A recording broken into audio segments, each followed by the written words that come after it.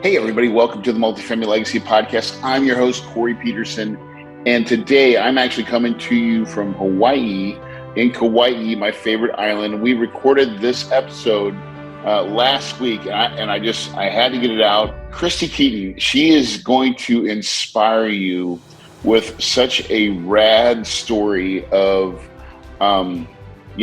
having in a JOB, not exactly perfectly happy, wanted something more, and to get where she has gotten now is a true inspiration.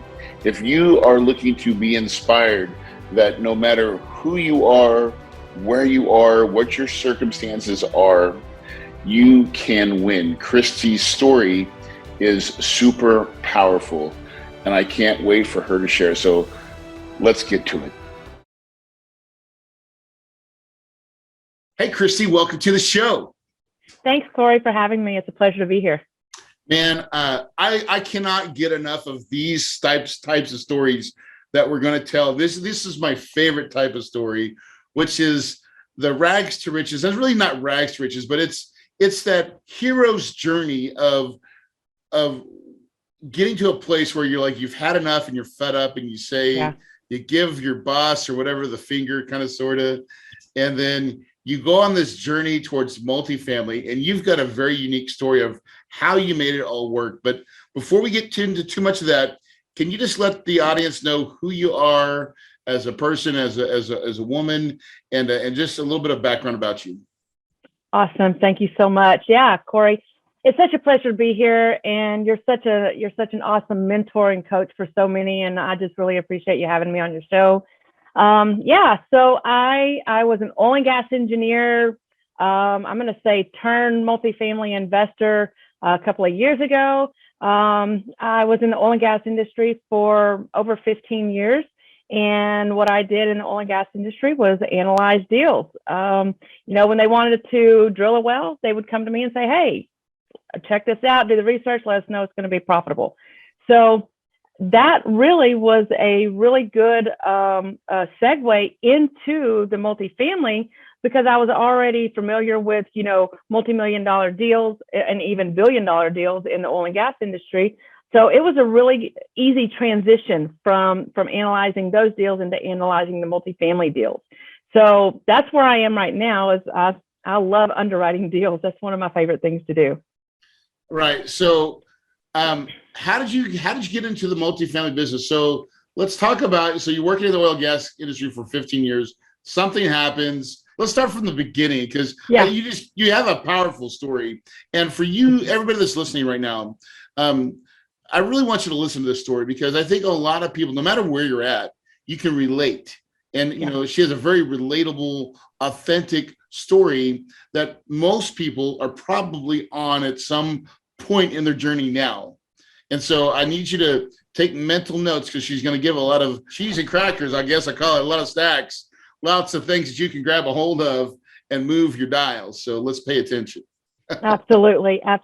Thanks, Corey. Yeah. So I wasn't, raised in a big wealthy family. We were poor. We were, lived in trailers most of our life, those type situations. And so anybody that knows that type of situation knows the environment that we're raised in. Right.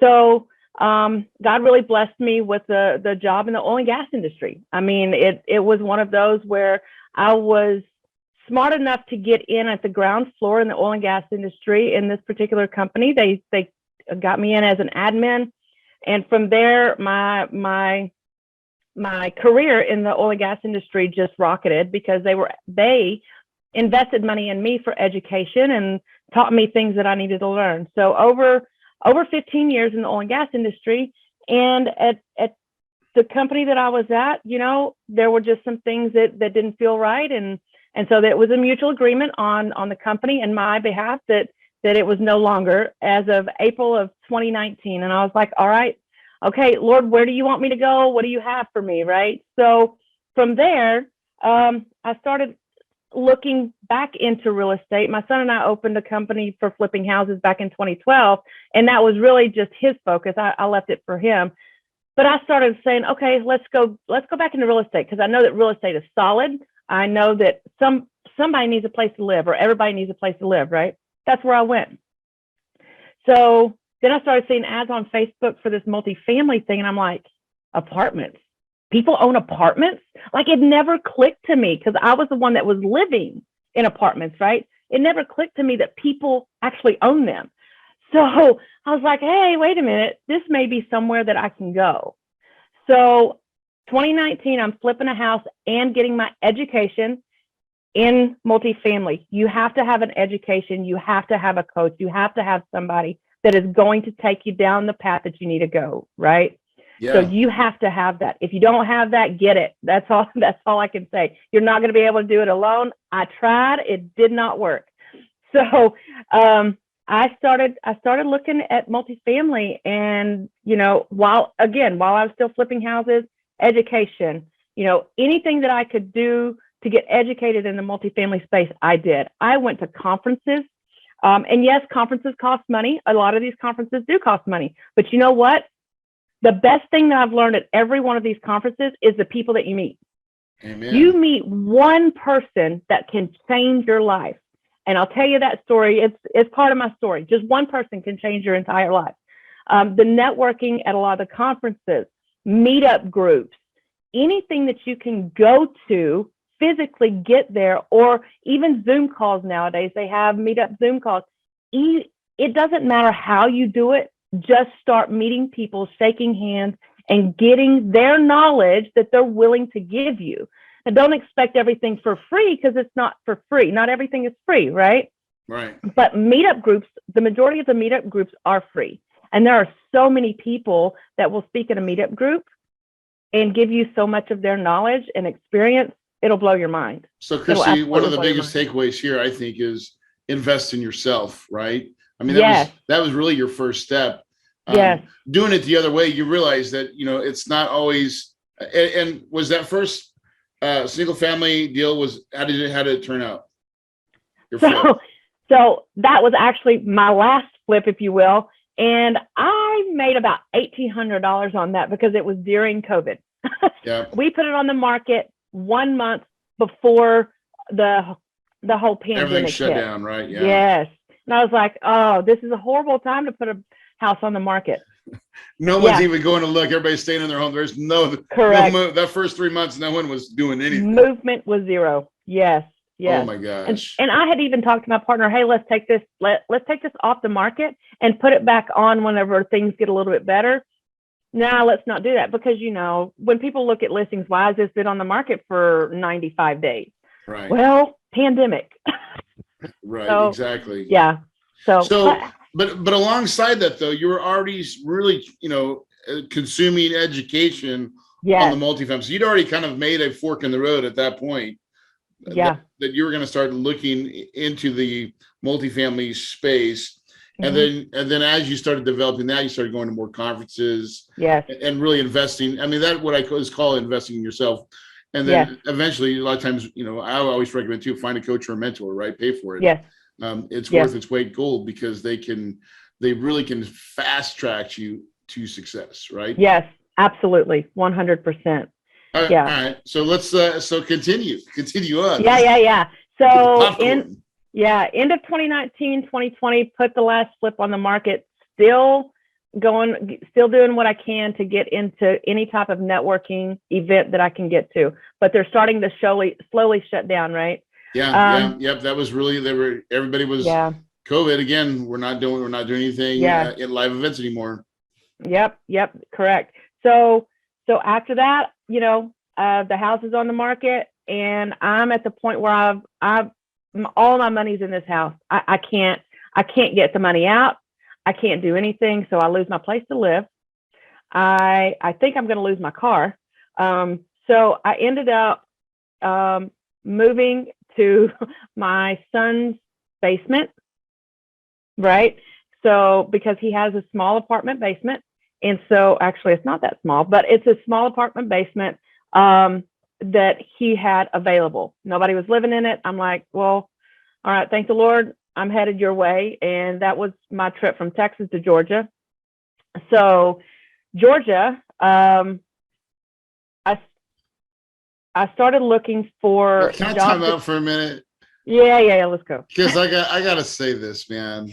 For anybody listening right now, like I know you glazed over it, but I just understand the feeling because I've done the same thing. I don't know if you know this, but I moved out of my personal house, right, to move in with my wife's sister in a bedroom, right? Same situation. 'Cause I had to get out of debt, right? And I had 2 kids with me, and it was like all the neighbors are looking at you saying, "What's going on? What are you doing?" You know, and really, it's like all this stress and are they gonna know? And then finally, what we said was we're like, screw it, we're trying to get out of debt, dude. Yeah, we're gonna go live with my sister, and I stopped making apologies for it. And so this is what I got to do. So it is what it is. Absolutely. I am not ashamed of what I had to go through. Yeah, I'm actually very thankful for what I had to go through because it molds you into the thing. Yes. And it makes it strengthens you. It makes the story so much better. Yeah, it strengthens you for sure. So by the time I moved to Georgia, I'm just going to throw this out there. So I did get a coaching program, right? And the coaching program was about $38,000 is what I ended up investing, right? And of course, it was all on credit card, right? Yeah. Well, after that was just the initial, right? And because I was so new, I thought that I needed everything that they told me I needed. So before it was all, right? Oh yeah. Before it was over with, I ended up twice that much. So I'm in over $80,000 basically in this education program. I wish I would have got you my education program. It would have cost you a lot less, but that's okay. Oh, stop it. Had I known you, Corey, had I known you at the time, it'd been a little different. But it still ain't gonna matter though when you get to this end. The end. So I understand. Right. But at the time, it's every dollar you got, right? Every dollar, right? So I had all of that on credit card debt. I had all the trips that I had to take for this coaching program on the credit card debt, not to mention all of the living that I ended up having to do, all the bills that I ended up having to pay on credit card, all of this. It was about $250,000 in debt at this point. And all of it, with the exception of my car, all of it was on credit card debt.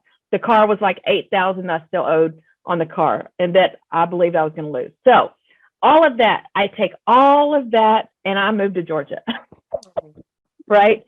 And I actually start looking for jobs that can pay the credit card bills, because I don't want a bad name. I mean, right?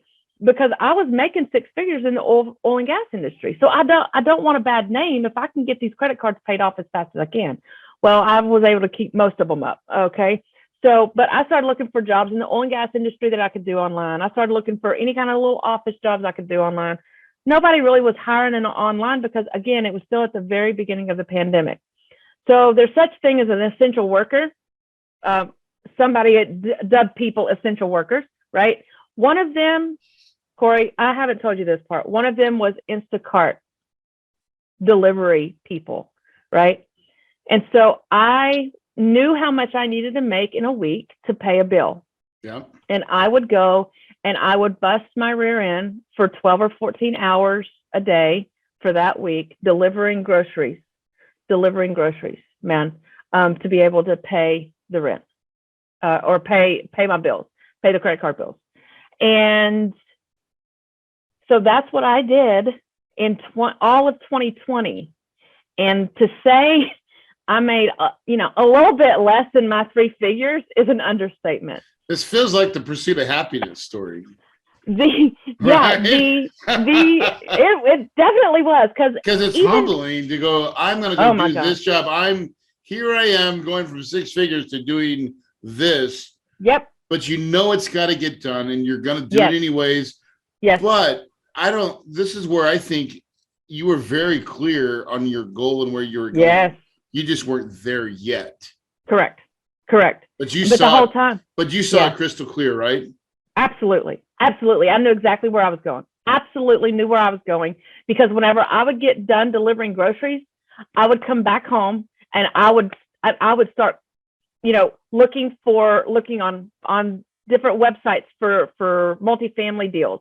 I would stop in the middle of the day, pull over in the middle of the day and call brokers and keep calling them until somebody answered, right? I was bound and determined, regardless if I had groceries in my back seat or not, if a broker called, I would stop and answer the phone. Right? I was bound and determined. I was bound and determined that I knew where I was going and I wasn't going to let groceries or bills stop me. Gosh dang it, Christy, that gets me so pumped up right now. I love this story because I'm telling you, anybody that I've ever seen successful, Christy, I'm telling you, even me, I'm thinking of myself, right? I mean, there was times where no one else is watching. I'm like, I'm working till 3 o'clock in the morning. I've got blinders on. I'm broke as hell, but I know I'm doing this work. I don't care. I got to get this. I got to learn this. I got to get this information.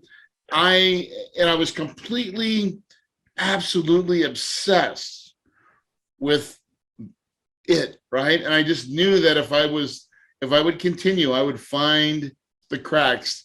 They would open up and it would start pouring out some cash. Yes, absolutely. Absolutely. So in 2020, Corey, in 2020, with the exception of the $1,800 that I made on flipping the house and actually selling it 5 months later, I got a 1099 from Instacart. $13,972. You can pay that bill too now, right? No. The 1099. The 1099. That's what I made. Oh. That's how much I made. Yep. Was $13,972 in all of 2020. I'm like, what? That's all I made in 2020. So then I had a friend of mine that I had met at a networking event by the name of Kim Winland. She's part of Quattro Capital. Remember, I said at the beginning of this, one person can change your life. Just meet one person in a networking event that can change your life. I met her in a networking event, and we were both Texas girls. And she's like, I don't know why 2 Texas girls are not partners in some way. We need to figure this out. And so we started talking. We started building that relationship. She actually came out to the house flip, and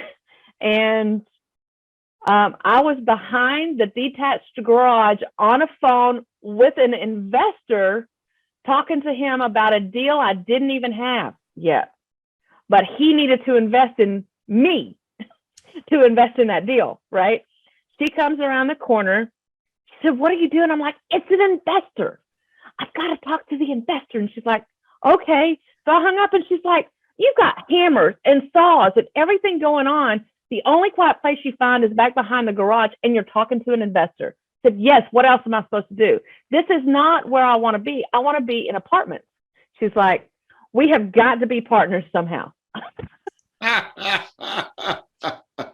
Man, isn't that the epitome of, now we've not even talked about the good stuff about that relationship, but I just truly believe if you do something long enough and hard enough and with all your might, with all your will, eventually someone will pay attention, or you will get movement in that thing. Yes. And usually that thing can pay you money, right? If you're that focused and obsessed with it, right? And I think that's what you had, is a very healthy obsession with wanting to get out of your current situation to a new situation. Right? Yes, indeed. So let's talk about what happened next then.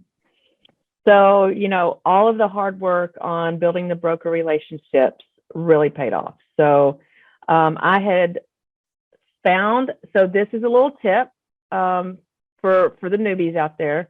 I know everybody, every educational program that I know of, maybe not Corey's, I don't know, but all the rest of them that I know of will basically tell you to stay away from Loopnet. So yes and no. I don't necessarily go to Loopnet to necessarily look for deals to buy, but I do go to Loopnet if I'm going into a new area to build relationships with brokers, right? So I'll get on Loopnet. That's what I teach. Yeah. Oh, really? Awesome. I do. In fact, I go, you can do it there's 2 ways. The hard way is to go to Loopnet. The easy way is to call, I have a broker that will go and use CoStar and pull all the listing brokers in that market for you. There you go. Yeah. I have that now too. But but I didn't. A year and a half ago, Yes. I didn't have that. So I went to Loopnet because I started building relationships here in Georgia, right? Yeah. Because I'm Yes. boots on the ground in Georgia now. So I went to Loopnet and I'm like, I'm just going to find a deal that I know for sure that we don't want, that it's not going to work, and I'm going to call this broker. So I found a deal and I called him. I said, Mr. Broker, this one doesn't work for our investors. Of course, fake it till you make it, right? Yeah. So this one doesn't work for our investors. What else do you have in your pipeline that you can send me? He said, okay. Well, we talked for about 20 minutes, hung up. Not even 10 minutes later, he sends me an off-market deal. I go and look at that off-market deal with my capital partners over at Quattro and a property management company, along with a broker. We walk the property. We make a nice offer on it. We are top one. We're gonna get this thing. A owner of another apartment complex around the corner comes in the day after best and final with hard money day one, and we don't do hard money day one, right? So, but that won the deal over us. Our brokers felt so bad that they gave us another off-market deal. And as far as we know, we were the only ones that saw it. Yeah. So we ended up closing that deal in January of 2021. Beautiful. So we've had that a little over a year. How did that feel? It felt great. Felt more than great because we had a decent acquisition fee built in, and Quattro Capital knew, the partners there knew the situation that I was in, and they were very generous and very gracious on that first acquisition fee for me. Yeah. It almost paid off all of my credit card debt. Amen. Right. Just Yeah. like that. Yep. And One deal. Listen, you can, I've got multiple episodes in my podcast, and we'll put it in the show notes of us talking with Quattro Capital. We've talked a couple of their partners. Yeah. And they're all great episodes, right? So make sure you go listen to those, because you can get the kind of the full effect of what we're talking about here. Definitely. And this is really how you can put a deal together. Everybody thinks you got to be, you have to do all of it. And the truth is, it's really, you don't. No. You really don't. I recommend you don't. It's actually, it's a lot. The easiest, I say the easiest part, it's not easy. And even because you gloss over all the hard work, but all the calls, all the broker relations, like that didn't happen overnight. That took time and seasoning and repetitive calls. And then along the way, as you're working that deal up, the first one that falls out, you must have gotten so close to the broker that he really did feel bad. And off deal in the marketplace happens all the time. Especially when a broker already knows you're vetted and that you can buy and you're ready. Yeah. They'll be like, because they'll just go to the seller and say, hey, listen, I've got this deal. If I can get this price, will you take it? Yep. The guy goes, yeah, I'll take that. He goes, because that's what the broker's selling. I'm gonna make this really easy. We're not have to worry about it. I'm gonna get you an offer, and then everybody wins. Everybody looks good too. Definitely. So yeah, we had two other deals after that with that particular broker, and we were the only ones that saw those two deals.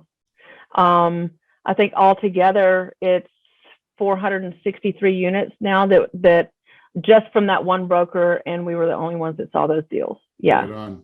Yeah. So so things are looking up for Christy.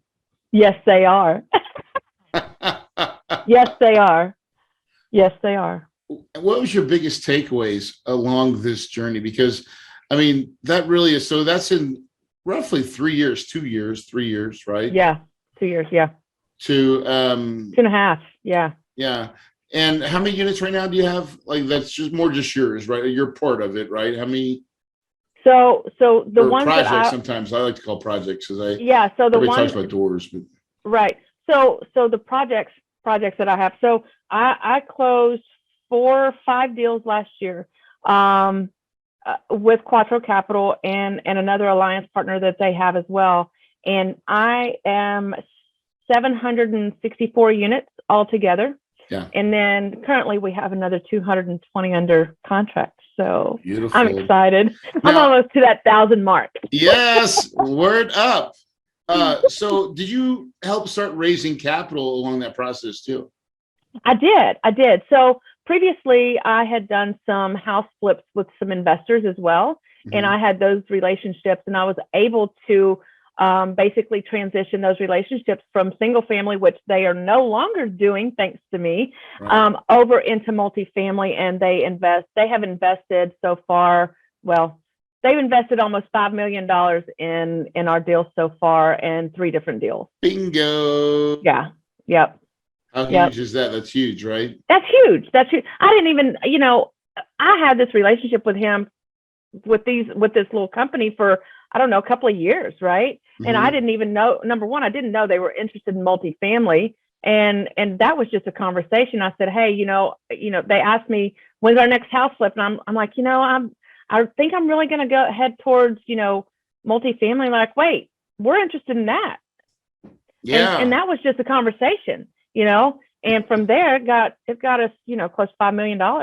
And when you can raise money and find the deal, that usually helps Christy a lot in the negotiations of how it all pans out, right? Yes, for sure. So you are in a great spot right now. I can tell you're excited as all get out, right? I am. What does your future look like? What do you envision now that you've had the taste of it, and like, it's very well, I think it sets you, it looks well on you, by the way. Thank you so much. I appreciate that. Yeah, it does. It feels really great. So the first thing is, my time freedom. I'm doing all this for my time freedom. I have 3 grandchildren. I have two grand boys and 1 baby grand girl. And I want to be able to spend my time with them more than sitting behind a desk and 9 to 5, Monday through Friday. Right. Yeah. And hoping and praying that my boss will approve a vacation time for me. Right. Yeah. I want to be on vacation whenever I want to be on vacation.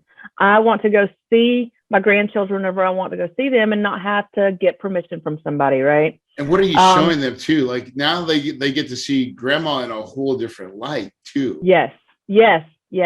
There is such a release that happens when you work and you get to the place of peace, right? What'd your son say?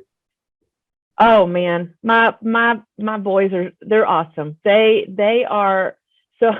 All right, so I'm gonna spill this, and I haven't told anybody this, and this is just for Corey here. Get an exclusive.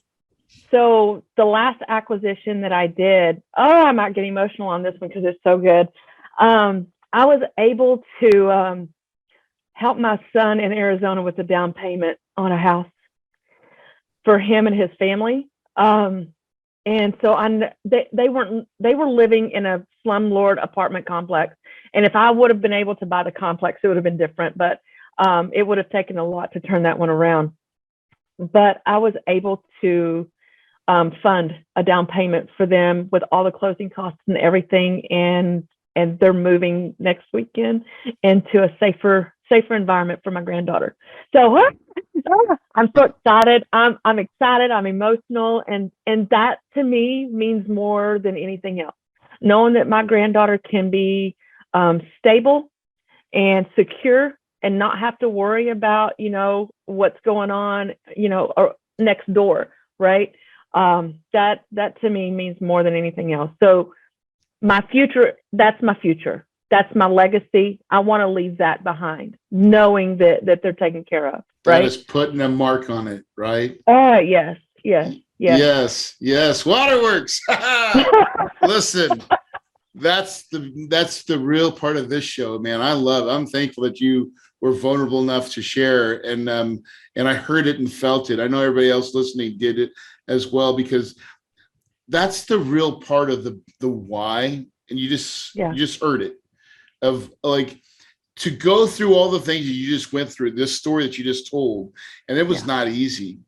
I think that makes the tears flow even easier. I know for me, when I think about the pain and the struggle, then finally get to a point where you can do something extraordinary, it just rushes into you. And it's really, it can becomes joy, right? It's a joy. It is. It absolutely is. So congratulations, Christy. Thank you. That is such an amazing give to that your generations, right? And listen, you're not done. Not even close. No, not even close. This is only the beginning. You're just getting started. Yeah, right? yeah. The one thing that I really want to really get across to your listeners, like, I tried my best to do this by myself for a year, right? Yeah. I was calling brokers. I was calling investors. I was trying to I was doing all of this by myself for over a year. And the team is where it is, right? Find your team, find your tribe, find your team. And mine happens to be Amy Silvas of Silvas Capital. She is just amazing. We've just locked arms in finding deals and taking them down with Quattro Capital, right?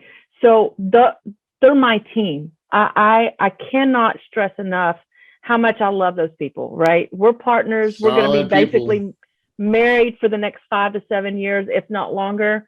But they're amazing people, and they're my team. Don't do it yourself.